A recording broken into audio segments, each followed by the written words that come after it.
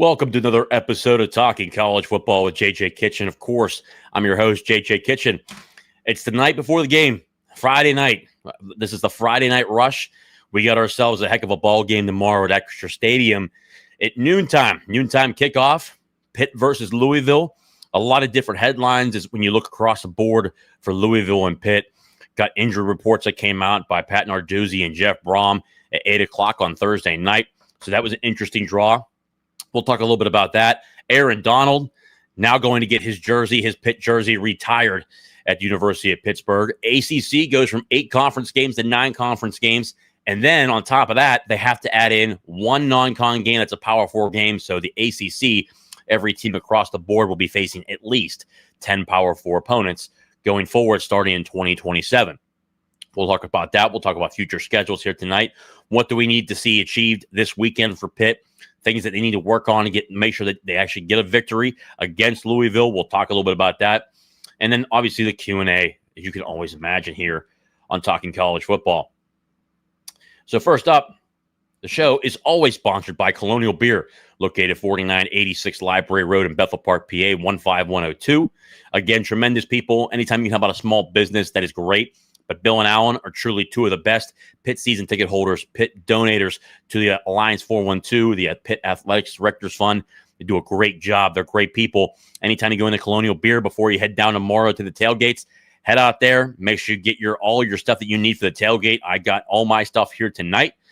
Before we head down tomorrow, again, will certainly be a lot of fun and a great atmosphere down at Acrisure Stadium. But more importantly, stop and see my friends at Colonial Beer, located at 4986 Library Road in Bethel Park, PA, 15102. The show is also sponsored by Thompson Law Group with Brian Thompson, an attorney on your side. Call them today at 724-799-8404 or visit them at thompsonattorney.com. Brian Thompson truly is one of the best. You guys have gotten to meet him. An easy person to talk to, very easy to talk to. But more importantly, he'll guide you through the process from beginning to end. Now, unlike the larger law firms, he cares about you, the individual.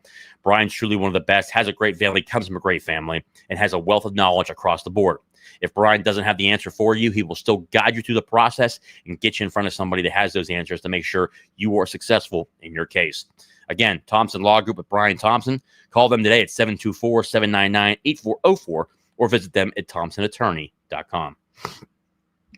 Last but not least, the AK Collection, the coffee brand by Austin Kitchen, the AK Espresso. Again, a great coffee. Growing up, again, even in college or going through even early portions of my career, never was a coffee guy. The AK Espresso gets me up in the morning and does a great job. All I need is one cup of this. I'm ready to go the rest of the day. The Backward K Collection by Austin Kitchen, Mount Lebanon alum, Coastal Carolina Chanticleer national champion, and professional baseball player for the Seattle Mariners. Make sure you go ahead. If it can fuel a professional athlete, it can certainly fuel me and you. Make sure you go get the K Collection, a coffee brand by Austin Kitchen. Go to www.thekingscraft.com and get yours today. Again, the Backward K Collection, the coffee brand by Austin Kitchen of the Seattle Mariners. Guys, we'll get into it here today. Go through a number of different things. Obviously, WRW Pitt first in here. Smash the like button and subscribe as always as we get into it here tonight, guys. Number one, the injury reports came out. A number of different players that we saw on there, the normal traditional guys that were out for Pitt. When it came to Louisville, Isaac Brown was upgraded to questionable, so it's about a 50-50 chance that he plays. If it's me personally, I'm thinking he does end up playing for Louisville tomorrow. Ke'Bryan Brown, who played a lot last week against Bowling Green, is out for this football game. He will not play. Isaac Brown, questionable, which is another thing. It's going to be something to watch. Probably their best player on their entire team. Desmond Reed is questionable for this football game. I do not expect him to play. I don't think he'll probably play for a couple of weeks, to be quite honest with you. But a number of guys, pretty much beside that, the rest of them, they're there. They're ready to go. Would like to see Juelz Goff and Shakarian Boozy Turner really start to take a hold of their role at the University of Pittsburgh. Really see them really grow into this role they have here coming up against Louisville. Really good football team. I think they're a lot better on the defensive side than they are the offensive side. Miller Moss only has 2 touchdowns on the year, 2 interceptions in the 3 games that he has played. Western Kentucky They had Bowling Green this last game, and then they struggled a little bit, even going into the fourth quarter, tied with JMU until they won, I believe, 28-14 in that football game. The weaknesses for the Louisville Cardinals seem to be on the inside, on the offensive side of the football, the two guard positions and the center position. Expect Sean Fitzsimmons and Nick James to have a really good football game overall. Expect them to be really disruptive on the defensive line. The same thing with Francis Breu and Isaiah Neal. You want to see a lot of those guys get a lot of the bulk of the repetitions there. Jasir Whittington, I'd imagine he gets in the ball game as well. He'll certainly be fun to watch. On the outside, I think when you look at the Louisville Cardinals wide receiver room, I think they got a really damn good wide receiver room, to be quite honest with you. I think it's honestly more underrated than what people are talking about.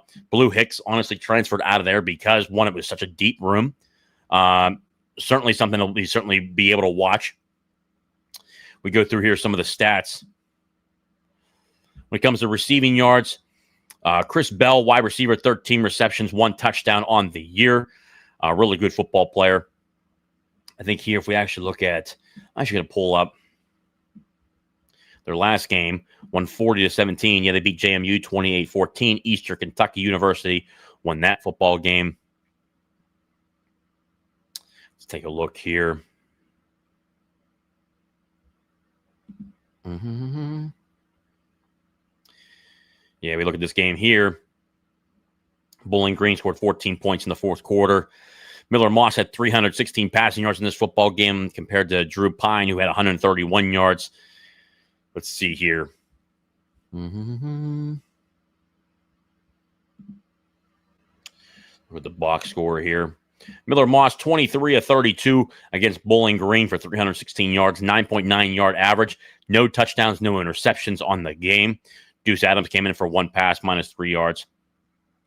Kawan Brown, running back, he's going to be out tomorrow. He will not play. He was a leading ball carrier for this football team last week. 12 carries, 84 yards, a 7-yard average, 2 touchdowns. He will not play in this football game next week.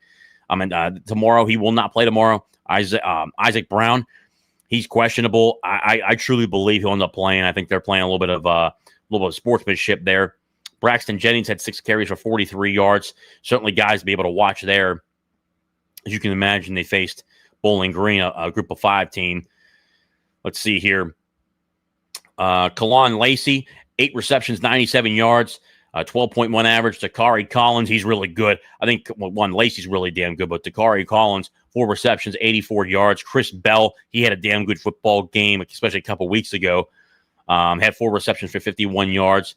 Jaleel Skinner, 2 receptions, 42 yards. Again, that's a really good wide receiver core. You got 4 guys right there that I think are really pretty damn good for Louisville. And when you look at an offense like a Jeff Brom, they're certainly going to be able to spread the ball around. See if we can take a look here. Take a look at Louisville versus James Madison. That was a win 28-14. They were tied 14-14 going into the fourth quarter. This was a second game of the year, where last week they faced Bowling Green. Checking out the stats here, the one team that really had a pulse, Miller Moss, 13-23, only 151 yards, 6.6 average, had 1 touchdown, no interceptions. An okay game, nothing great out of him. Isaac Brown, 12 carries against JMU, 12 carries, 104 yards, 1 touchdown. Duke Watson, he's also out of this football game. He will not play as well. 7 carries, 13 yards in this game. He's out for this game. Kawan Brown, 4 carries in this game. He was out.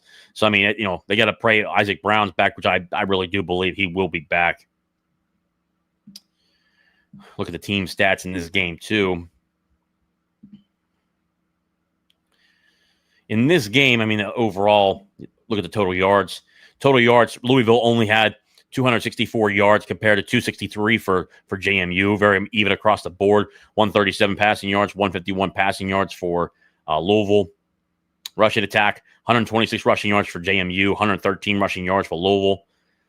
Penalties, JMU had 12 penalties for 95 yards. Louisville only had 5 penalties for 49 yards. This is probably the lowest penalized game they've had. They lost a ton of possession in this game, 37-22. So that'll be something truly to watch as well.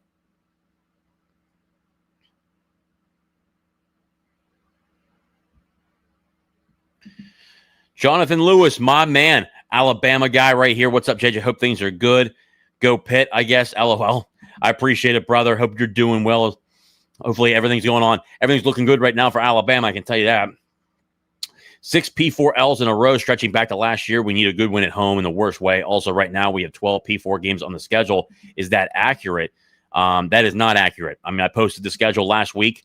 Right now, they have 11 for next season. Ole Miss, the 9 conference games. They'll have 9 conference ACC games, or technically, I guess 8, because you have to knock one off. But right now, I think 2027 is when it starts the 9 conference games, 8 conference games next year. Ole Miss to start the year off, Wisconsin, and then who's the other one? UCF. Miami of Ohio is on the schedule. So right now, Pitt has 11 Power 4 games next year. From my understanding, it sounds like the Wisconsin game is going to get canceled next year. The Dublin game, Dublin-Ireland game with Wisconsin will still stay on the board because of a contract. They both signed a contract. That game will be played. But I would imagine, from what I'm being told, is that the Wisconsin game will be taken off.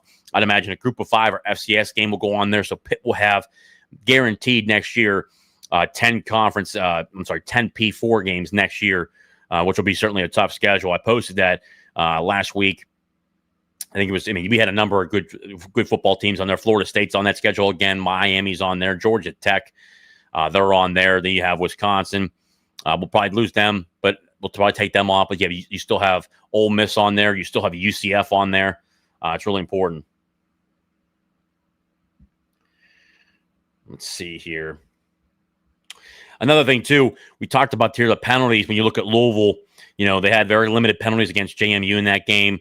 How did they do? Let's see here. How did they do against Bowling Green? One of my 3 keys to success, one of them, Pitt has to stay low penalized. And I think that's been a problem under Pat Narduzzi. Just lack of discipline overall. Last week, Pitt had, 14 penalties. It's just not going to do it. You have 14 penalties again this week. You will not win this football game. Look at the team stats here. Penalties in this football game. Louisville had 6 penalties for 55 yards, so still not bad. I mean, at the end of the day, in a perfect world, you want to stay between 4 to 6 penalties, I think, to be successful in a football game and not really hurt yourself. You can't have 12 to 14 penalties. You just can't do it. If you do that, you really limit yourself to winning that football game. But more importantly, you saw Pitt, kept the team around and then absolutely just lost it at the end of the game. And then overtime happened. It was already over at that point. The defense was so gassed at the end of the day, it just had no chance. If Pitt wants to win this football game, low penalties. Number 2, quarterback play. We look at Eli Holstein. I imagine at this point there's going to be a short leash for Eli Holstein. First 2 games, you saw progress. You saw a couple dumb throws in there, but you saw the progress from game 1 to game 2. Game 3 happens. And again, Eli did not perform well against West Virginia in this game. Let's see here if I can pull this up. Actually, pull up the stats from the West Virginia game again. The absolute heartbreak there. Let's see here. I know we're looking back at a couple weeks here.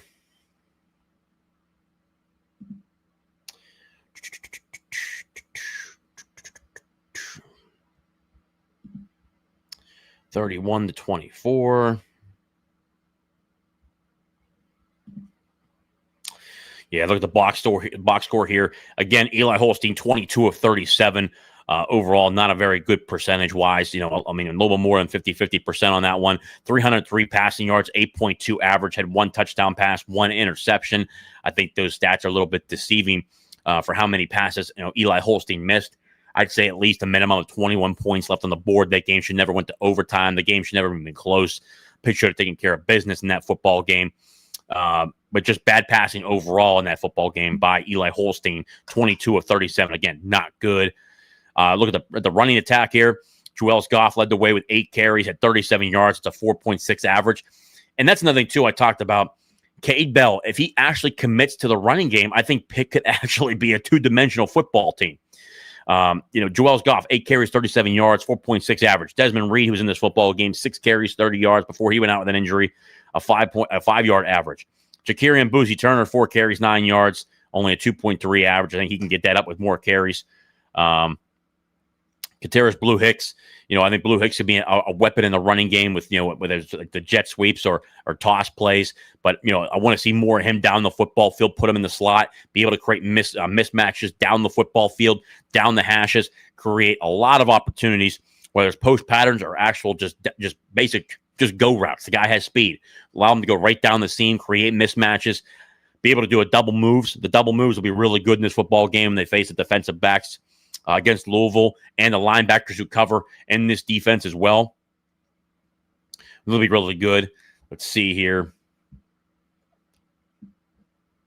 In the wide receiving core, I expect C.J. Lee. He was probable for this football game. I expect him to be back. C.J. Lee will play in this football game. You still also have Raphael Poppy Williams.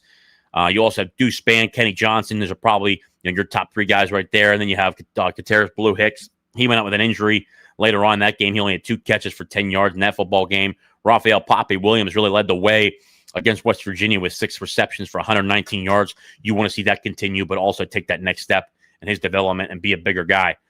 The next one is, Kenny Johnson. The guy's getting paid a lot of money here at Pitt. 3 receptions, 21 yards. Could have certainly had more catches if there was good throws to him. A couple bad throws to Kenny Johnson from Eli Holstein. Probably has a couple more catches in there, probably 5 receptions, close to 50 to 60 yards on top of that because it was a couple of 20, 30-yard pass plays that they missed upon. Let's see here. Michael, I got a horrible feeling tomorrow, man. I think the season ends tomorrow. I hope players don't quit after tomorrow if they lose. At the end of the day, I don't see them quitting. I think tomorrow is going to be an interesting football game. From my understanding, that there's going to be a short leash on, Eli Holstein. Who goes in next, Cole Gonzalez or Mason Heinschel, will certainly be up for grabs. That'll be an interesting one to watch. I certainly wouldn't say the season's over tomorrow. It's only 4 games into the season right now. Obviously, I'm very unhappy with Pat Narduzzi, the way the game went, a couple weeks ago. But we're going to see how this team really performs. I think the one thing that is going to be staying for sure and as a pure factor, for the first 3 quarters of that football game against West Virginia, the Pitt defense was great. In the fourth quarter, they were on the field so much, the entire just stretch down there in the fourth quarter just went down the wayside, and then West Virginia scored 10 points on those last 2 drives. If Pitt can stay on the football field for the majority, at least not in the majority of the time, extend drives, get first downs, what we saw in those first 2 games, I think they win this football game. If you guys watched, I posted, if you've not seen it, down below, subscribe to the channel, hit the like button. The like button certainly helps us out. If you hit the like button too, it helps with the algorithm, but also if you allow yourself to go into the portal on my YouTube channel here, I dropped a preview. I had a score prediction in there. I think it's going to be a low-scoring football game. I think both these offenses have struggled. I think the defenses will perform at a high level. Whichever team is less penalized and whichever team is not exhausted by the end of the game will probably win this football game, I believe. And whoever makes less turnovers. If Eli Holstein has a turnover or 2 in the first half, I don't expect him to play the second half because Pitt wants to win this football game. I think every game, regardless, it was in the beginning. Last year was a must-win. Last week was a must-win game, or 2 weeks ago was a must-win game. The first 2 games were must-win games. This is a must-win game. Next week will be a must-win game. It's kind of how the season goes. You want to win every football game. Every game's a must-win at this point. That's kind of how I see it. I don't know. I think in 2023 you certainly had a gripe. I called about that too, about them quitting in 2023 towards the end of the year. But really, you started to see that in game number 8 and game number 9. Not game number 4 or game number 5. And there's still a lot to play for, especially right now. 0-0. We'll certainly decipher that tomorrow after something happens. I just think that this is going to be a low-scoring football game because you got to see a lot more out of this Pitt offense. You got to see more consistency out of this Pitt offense, and that's really what I'm looking for tomorrow. Is what kind of team really shows up. I would imagine the majority of Pitt fans are nervous about tomorrow just because of the pessimism, the pessimistic nature of Pitt football fans. It is what it is. At the end of the day, I'm not happy about the loss 2 weeks ago, but guess what? I'm excited for tomorrow. It'll be fun down at Acrisure Stadium. At the end of the day, you can't live in your fears your entire life. You know what I mean? At the end of the day, fans gotta buckle up a little bit. Tomorrow, if they lose, then we can really start to have a gripe. And I was harsh with Pat Narduzzi the last 2 weeks. Certainly if they lose tomorrow, I'll be extremely harsh going in after that game. I can promise you that. Another thing, Aaron Donald. Aaron Donald gets his jersey retired against the Notre Dame Fighting Irish later on in the season. The third to last game of the season. I guess that would be probably the second to last home game of the season. He gets his number retired against Notre Dame. That'll be honestly a fun game to go to. It'll be an interesting game. Again, let me see here. Thanks for doing this, by the way. Might be moving states away. Would love to meet you before that happens. This makes me feel home. Appreciative for all you do. All you're doing this all the time. Michael, not a problem, man. I mean, it's funny. I was with a bunch of my teammates from work and got to meet a great individual, Mike, over in Carnegie. And we were talking about this and how I got this started. And like a lot of guys were asking me, just a lot of negativity in the Pittsburgh market. And, like Pitt doesn't have a journalism school. So really the most people come down here from Syracuse, West Virginia, Penn State, just too much negativity on the airwaves about Pitt. And, I truly believe there's a time and place to really get on Pitt about a lot of stuff. They are certainly not of in nature of being out of the realm of being criticized. They need to be criticized a lot of the time.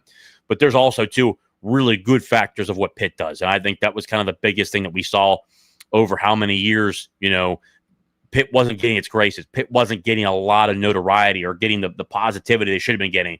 And, again, I usually bring a lot of the positivity because I bring the real factor of it. Not everything is about the sky falling. Not everything is bad going on at the University of Pittsburgh right now. It's a little bit glim because of a bad loss 2 weeks ago. But there's a lot of good stuff going on right now at Pitt. I can tell you this, the fundraising stuff going on behind the scenes that no one else hears about is really damn good. The fundraising is really, really good right now. They broke records last year with fundraising. Some big donors have really stepped up this year so far in the fiscal year, the first 3 months. There's a lot of good going on behind the scenes. But when it comes to this season, I've been pretty harsh on Pitt because, in my opinion, going forward, where 2030 is going to be the next big shakeup in college football, I think Pitt really needs to make up his mind. It's great that we're all in with NIL. We're going to the limit at $20.5 million. We've got a lot of great big donors on board where, we're donating, tens of millions of dollars to NIL and to the university and to Pitt Athletics. And Alan Greene has done a hell of a job. I've told you guys before, again, there's probably going to be an announcement pretty soon when it comes to naming rights for the Peterson Event Center, naming rights to the Victory Heights new building that they're building right now. It's going to be done at the end of December. You'll hear a lot more stuff about that. That'll be $1 million in new revenue. I mean, just a lot of stuff, a lot of good stuff going on. I know people talk about, where's Alan Greene or why Alan Greene isn't talking. At the end of the day, Alan Greene doesn't need to go to the media every single day. I like the fact that right now, anybody I talk to in the Pitt Athletic Department, he's really getting to the grindstone where they're doing a really good job of raising money. They brought Doug Whaley on, who really essentially is a general manager now, in-house general manager of the Pitt football team. So I think they're moving in the right direction. I just think that we're going to watch how this season goes and really what happens this year with Pitt football. And there's going to be a tough decision to make. And I think that, down the road, whatever happens, if, Pitt wins 8 or 9 games, it's going to be tough to move on from a football coach. But if he wins, 6 or less games, Pitt needs to make a move. That's been my motto. Whether Narduzzi's let go or he resigns or he retires, I mean that kind of stuff. Just that conversation will come. But right now, it's only the 4th game of the season, so I got a lot of positivity going on the rest of the year. I think you should do take over 90% of the fan with Doran, please. LOL. Yeah, they would never let me on that kind of station. Too much. I'd be too authentic when it comes to that kind of stuff. But Doran does a really good job. And honestly, so does Crowley. Crowley does a good job too. And I think they both do a good job. But it's always good to have a Pitt guy on there. Doran Dickerson, Pitt tight end, All-American, played in the Wanstead years. All-American, played for the Houston Texans, New England Patriots. I mean, he was a hell of a football player. I mean, he did a hell of a job at Pitt and a really good guy overall.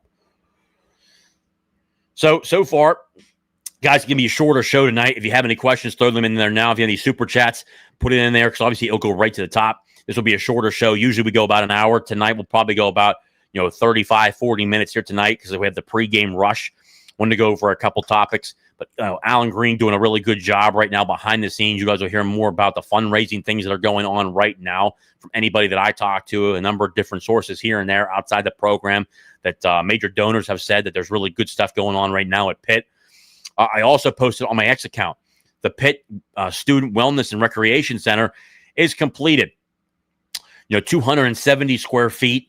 It's a tremendous facility, 9-story facility. It's going to be right behind, or I guess technically right in front, depending upon which way you're coming to the Peterson Event Center. Right in front of the Victory Heights new building that's there, the new gymnasium, the whole, it's going to be able to house 16 varsity sports for Pitt. The whole thing's brand new. It's done. It's ready to go. Looks damn good. I posted the picture on my X account. Make sure you head over there. Follow me on X. Also again, subscribe down below here anytime we go live. Subscribe here, like this video here, and you'll go from there. But the facility looks incredible. So that's another good thing that's going to be done. That stuff will be done up there at the end of December. Victory Heights should be done completely the end of December going into that. Steven, really good conversation here. Going up, opening up more on the opening side of things. The ACC going from eight conference games to 9 games. When it comes to the big games over the weekend, that's a great question. I'm glad you mentioned that, because let's look up some of those big games that are coming up here this weekend. The primetime game will be Oregon versus Oregon versus Penn State. Let's see here.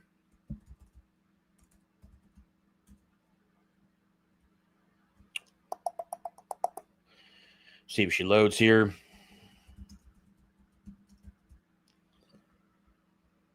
Let's see here. Big games. Go over a number of them here. Illinois versus USC. I mean, that's not a big game. I think USC is really bad. I think Illinois will win that football game.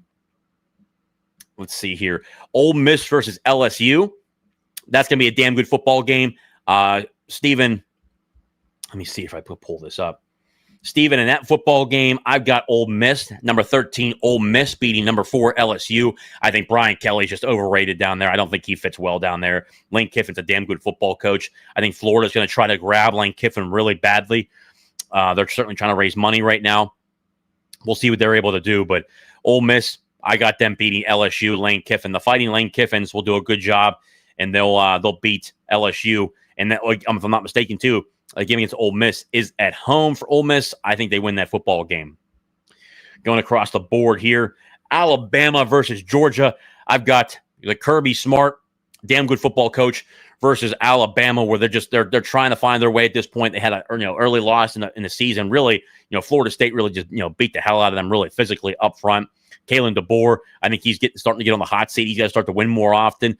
But Kirby Smart, damn good football coach. I got the Georgia Bulldogs at home beating the Alabama Crimson Tide.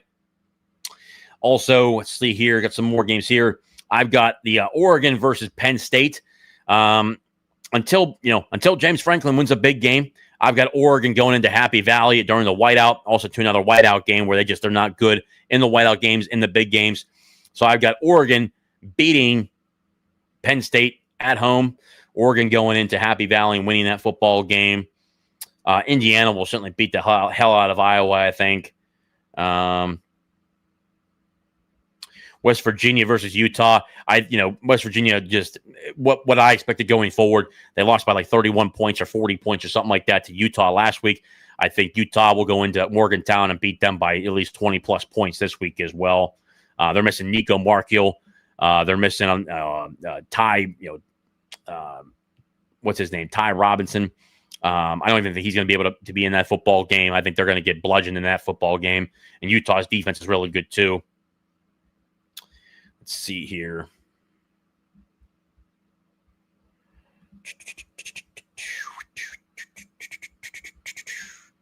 So a number of big games in there, though. Well, Ohio State versus Washington. I think Ohio State's going to just beat the shit out of Washington, in my opinion. So a good game for Ohio State there. Texas A&M, number 9 in the country. I think that's going to be a lot closer game than what people think. I think Texas A&M is a little bit overrated right now. I think, I think Auburn right now is starting to put things together, make things a little bit closer. They played a good football game against Oklahoma as well. I think that's going to be a lot closer than what people think. I think Auburn may actually win that football game. It's at Texas A&M. Auburn may win that football game. Notre Dame may be a good game. That's a good one, Michael. Notre Dame and Arkansas. I think you look at that football game. I don't think Arkansas looks very good this year. I think Notre Dame should win that football game. Ranked 22nd in the country, sitting at 1-2 right now. They should get to 2-2. I can tell you this: We want to talk about a must-win game for Notre Dame and their fans. That's a must-win game for Notre Dame. There's no way in hell they can go on. If they lose that game, they'll be at 1-3. Arkansas is 2-2. It's at Arkansas. I just don't. Personally, I don't see Notre Dame losing that game. I think just they're a more talented football team. Arkansas is not that good of a football team, to be quite honest with you. I think Sam Pittman, the head football coach at Arkansas, he's on the hot seat there. I think that one should be done. Florida State struggling is 21-21 mid-third. Yeah, I think first off, Virginia's 3-1 and 3-1 on the season. I think they're a lot better than what people think. I think, to be honest with you, I think personally, I think Florida State, they've done a good job at this point. I'm just not a big Tommy Castellanos guy. I think he's overrated. He got benched at Boston College. Boston College was a better football team when he was gone. I think when you watch this football team right now, Florida State, I still think they're a good football team. They're certainly at the top, near the top.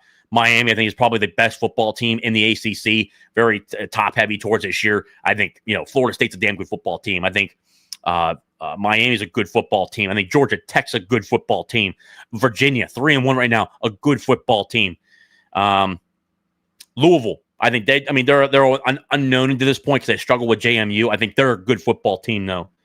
Virginia was terrible last year. What happened in the year? Brother, Michael, they hit the portal hard, brother. They hit the portal hard. They spent money, and they finally got all in. And right now, Tony Elliott, I think he understands. He's on the hot seat. He has to perform this year. He's going to be let go. He's doing a good job this year. 3-1 football team. I think let me see here. We look at the ACC football standings.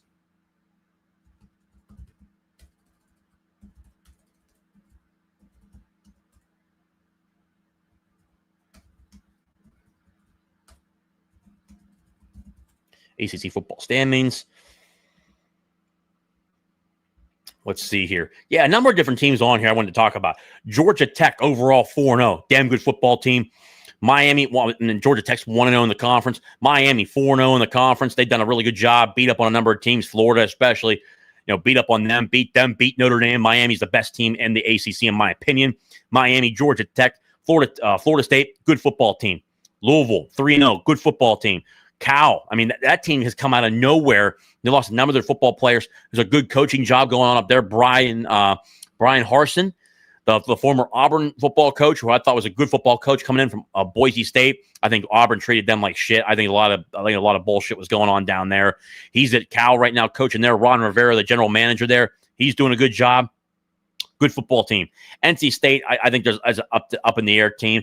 Syracuse 3-1. Fran Brown. I've been telling people for years, the head football coach at Syracuse, they lost their starter. They got a backup there because they brought in multiple transfers in the quarterback room. They lost Agnelli, the transfer from Notre Dame. Personally, I think he probably should have been the starter at Notre Dame. He was doing a hell of a job this year. They're 3-1 on the season. They're a good football team. Virginia 3-1 football team. Pitt up in the air. It's all bad football team. I put them in mid-tier right now. Wake Forest mid-tier. They're 0-1 in the ACC. 2-1. Duke 2-2. UNC, I think they're a bad football team. I think they're bad. 2-2 right now in the season. SMU, they've taken a step back. They're 2-2.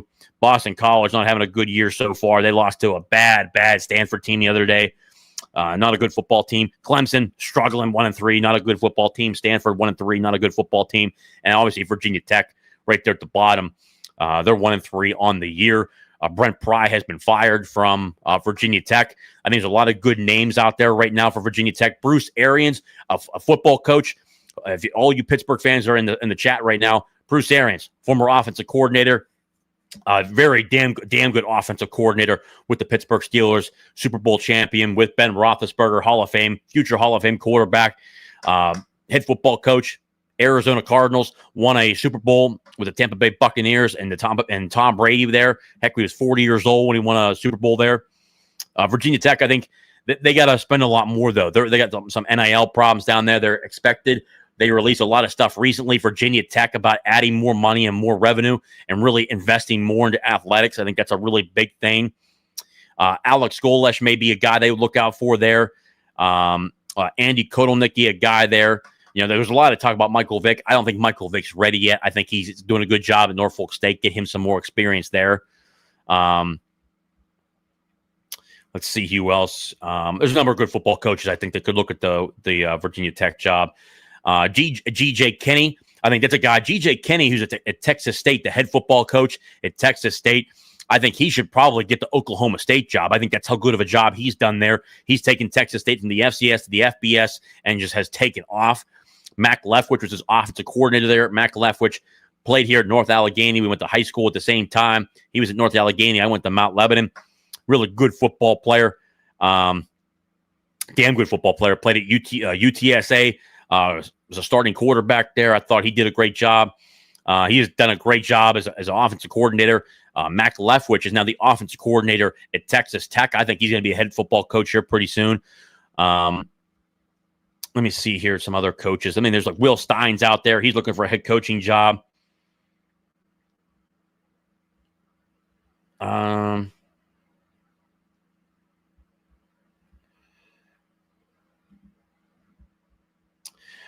Hall of Fame College Football, brother. Appreciate you. He's in here. As always, if you haven't done so, the Hall of Fame College Football podcast, make sure you guys go follow them. Nah, Auburn whined too much all week instead of focusing on A&M. Well, there was certainly a lot of whining. I could tell you that. I saw that too, Jason.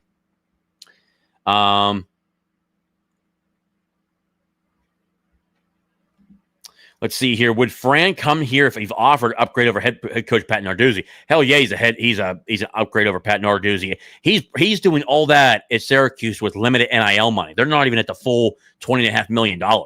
I mean, that's a guy. I think he's a damn good football coach. I take him in a heartbeat. But here's the thing, though. He's a New Jersey guy. He wanted that Syracuse job.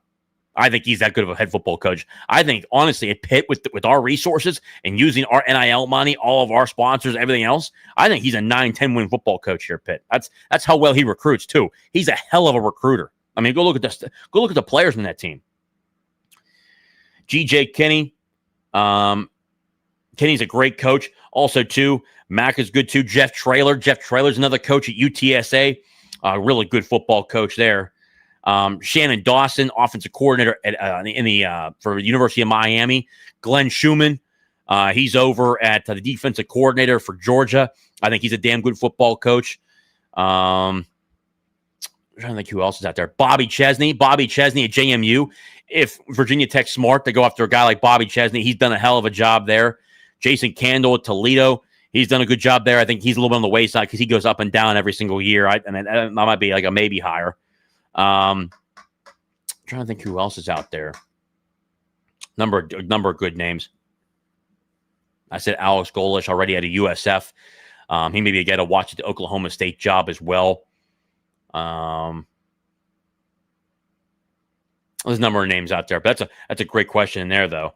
Oh yeah, John Summerall, he's out there, but I think he's waiting for the Florida job. I think he takes it. Florida fires Billy Napier. They're going to go after Lane Kiffin. Number one, if Lane Kiffin can't do it and they can't get the money for him, they'll go with John Summerall, I think, and he's going to go to the SEC, I think. Ben Arbuckle, offensive coordinator, Oklahoma. He's going to be a future head coach down the road. I think he's a damn good football coach. He's a guy to watch out for. He's going to Florida or Kentucky. Yeah, I agree. I mean, John Summerall is going to the SEC for sure. Hall of Fame College, watch it. I'm telling you, brother, Ben Arbuckle, man, he's going to be getting a lot of looks here, brother. He's a damn good football coach. Trying to see who else is out there. There's a lot of good names out there, though. But the Virginia Tech game, the Virginia Tech opening will be really one to watch. UCLA will be one to watch. I think Tino Sinceri, their offensive coordinator, will go back to probably Indiana and work with those guys again. But, I mean, overall, the ACC, a number of good football teams in here. And, again, more of like the top 6 to 7 teams are damn good. And then like the rest after that, there's a little bit of an in-between there. And then there's just some really bad teams also in there, too, like every other conference. I mean, there's a number of teams here, like the Big Ten. You look across the board, the Big Ten right now. Northwestern got their doors blown off by Tulane. They're a bad football team. Wisconsin was a bad football team. Purdue's bad. Rutgers isn't good. Nebraska, we'll see what they look like. They did a good job. Illinois, I thought they were a good football team, but the way they lost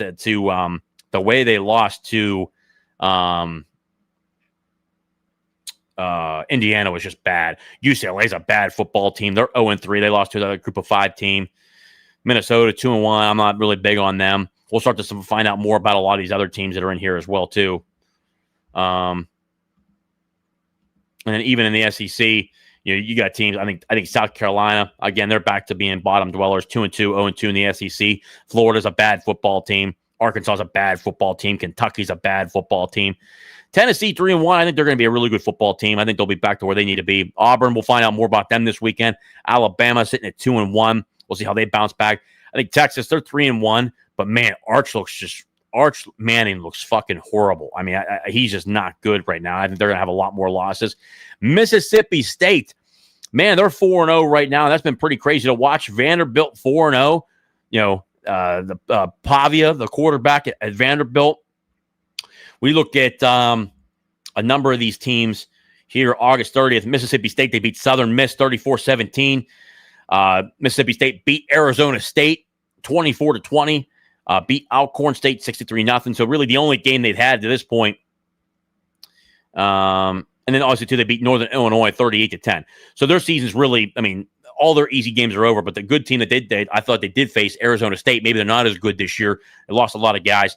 They beat them 24-20, gave them a little bit of respectability. But right now, Mississippi State 4-0 for the first time since I think the 80s. They were pointing out Jeff Lebby got himself off to a hot start. But guess what? They're going against number 15 Tennessee. That'll be at Mississippi State. That'll be a game to watch this week, see how they do. So a number of different ball teams that really find out. But then again, it's been 3, Hall of Fame. Yeah, Jeff Lebby's doing a good job, brother. I think for their limited situation down there and their limited resources, he's doing a hell of a job down there. We'll find out more. Guys, it's just so early on in the season right now when you watch college football, like Louisville. I've talked about Louisville as a team that you just don't know who they are because they've only faced 3 teams, and really the only team that had a pulse, out of Western Kentucky, Bowling Green. JMU is the only one with a pulse. They were tied 14-14 going in the fourth quarter. And Miller Moss this year, well, I think Jeff Brom is a damn good football coach, and he's a guy who coaches up quarterbacks. I call him a quarterback whisperer. I mean, he's taken a number of different quarterbacks and turned them into better players than they were ever supposed to be. I mean, heck, he went to the Big Ten title game with Purdue. Look at them now. Purdue's at the bottom. Not sure they'll beat Tennessee. I agree. I don't think they'll beat Tennessee. Miller Moss has just not done well. 2 TDs, 2 interceptions. You face Western Kentucky, you face Bowling Green, and you face JMU. You should have more than 2 touchdowns right now. And again, they've had issues up front. The 2 guards in the center position have been an issue for them. But they're just unknown. They haven't faced anybody. So you really don't know what kind of football team you're facing. I would expect to see some different stuff added up against Jeff Brom and them. But luckily, though, we know who they are. I mean, we know a Jeff Brom offense, what they're going to do. We've had our success against them also. We had our failure. Last year did not look good against Louisville at Louisville. And I keep saying Louisville, guys. I know the Louisville fans will be upset, but Louisville, I'm not sure they'll beat Tennessee. I agree. I don't think they'll beat Tennessee either. But he's recruiting. Yeah, definitely. But a number of different ball games. But I mean, to your point, Steven, plenty of good football games, and it's just college football, man. I'm a college football junkie, so I look at every game as like a great football game. I could watch college football. I'll take college football every day. I'll take college football every day over the NFL. That's how much I love college football. Now, if there's a break off or the 2 conferences break off from the other one, then I won't watch the other teams anymore because they just ruined the college football at that point. But more rules and regulations and guidelines are getting into it, so I think we're doing a better job of that. Well, guys, again, I'm sticking with my prediction because, one, more players were out than I expected for Louisville. I think that Pitt will win this football game tomorrow, 23-20, a low-scoring affair. I think both these offenses will struggle. I think if I had to put my finger on it,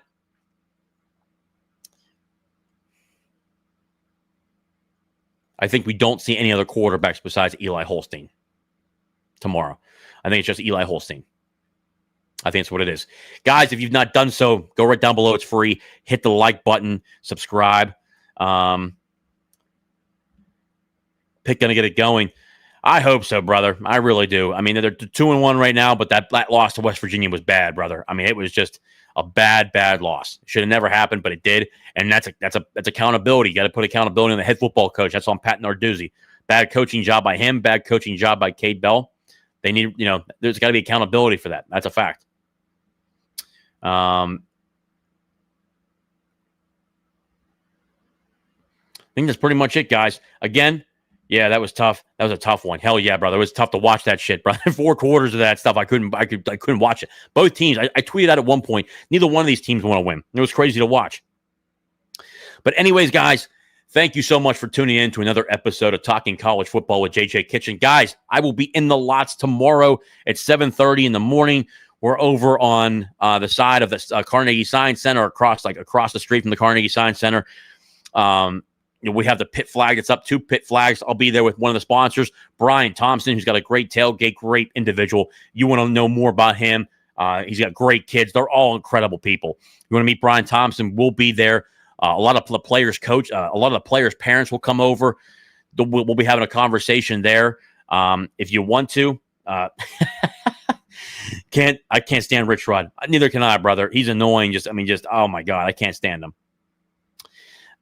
Guys, we'll be there in the lots again across the street from the Carnegie Science Center. We'll be there. Our flags, we have the 2 Pitt flags. We'll have it up there. If you guys see me, you're more than welcome to come over and say hello, take a picture, anything like that. We did that. We've done it all last week. The first 2 home games. So if you guys see me, certainly come up. I'll certainly be walking around a little bit, hopefully, to see a lot of you guys. Man, if you do see me, come up, say hello. Say hello to Brian Thompson, great person. You'll probably see Bill Price there at some point, great individual, great guy. You'll probably see Colonial Beer there, great people. So if you see me, come up and say hello. Guys, it's been another episode of Talking College Football with JJ Kitchen. As always and forever, hail to Pitt. I'll see you guys next time.